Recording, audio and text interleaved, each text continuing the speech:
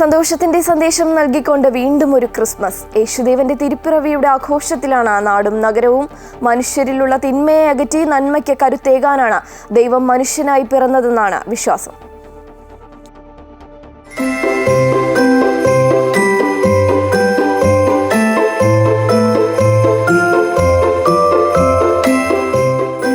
നന്മയ്ക്കായി ബത്ലഹേമിലെ കാലിത്തൊഴുത്തിൽ കന്യാമറിയത്തിന്റെയും ജോസഫിന്റെയും മകനായി ദൈവപുത്രൻ പിറവിയെടുത്തു.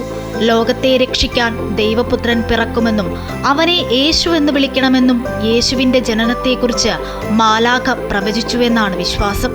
കാലിത്തൊഴുത്തിൽ പിറന്ന ദൈവപുത്രനെ കാണാൻ ആദ്യമെത്തിയത് ആട്ടിടയന്മാരായിരുന്നു. ക്രിസ്മസ് എന്നാൽ ആഘോഷത്തിന്റെ മാത്രമല്ല, ത്യാഗത്തിന്റെയും സ്നേഹത്തിന്റെയും പങ്കുവെക്കലിന്റെയും കൂടി ആഘോഷമാണ്. സമാധാനത്തിന്റെ സന്ദേശം ലോകത്തിന് പകർന്നു നൽകിയ യേശുദേവന്റെ തിരുപ്പിറവിയുടെ ഓർമ്മപ്പെടുത്തലിൽ പരസ്പരം സമ്മാനങ്ങൾ കൈമാറാനും ബന്ധങ്ങൾ പുതുക്കാനും ഒത്തുകൂടാനുമുള്ള അവസരം കൂടിയാണ് ഓരോ ക്രിസ്മസ് കാലവും. ക്രിസ്മസ് ആഘോഷങ്ങളുടെ പ്രധാന അടയാളങ്ങളാണ് പുൽക്കൂടും നക്ഷത്രവും ക്രിസ്മസ് ട്രീയും.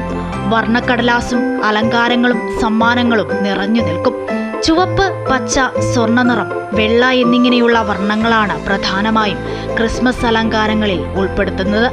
വെള്ള ശാന്തിയെയും സമാധാനത്തെയും, ചുവപ്പ് യേശുവിന്റെ തിരുരക്തത്തെയും, പച്ച മരണാനന്തര ജീവിതത്തെയും, സ്വർണ്ണനിറം രാജകീയതയും സൂചിപ്പിക്കുന്നു.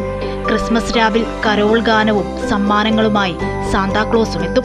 എങ്ങും സന്തോഷവും ആഘോഷവും മാത്രം. ആഹ്ലാദവും ഭക്തിയും വിശ്വാസവും ഇഴചേർന്ന് മനുഷ്യഹൃദയങ്ങൾ ക്രിസ്തുവിന് പിറക്കാൻ ഇടമൊരുക്കുന്ന സുന്ദരവും അപൂർവവുമായ അനുഭൂതിയുടെ വേള കൂടിയാണ് നക്ഷത്ര തിളക്കമുള്ള ക്രിസ്മസ്. വിണ്ണിൽ നിന്നും മണ്ണിലേക്കിറങ്ങിയ ദൈവപുത്രനെ വരവേൽക്കുകയാണ് വിശ്വാസികൾ. News desk, Amrita news.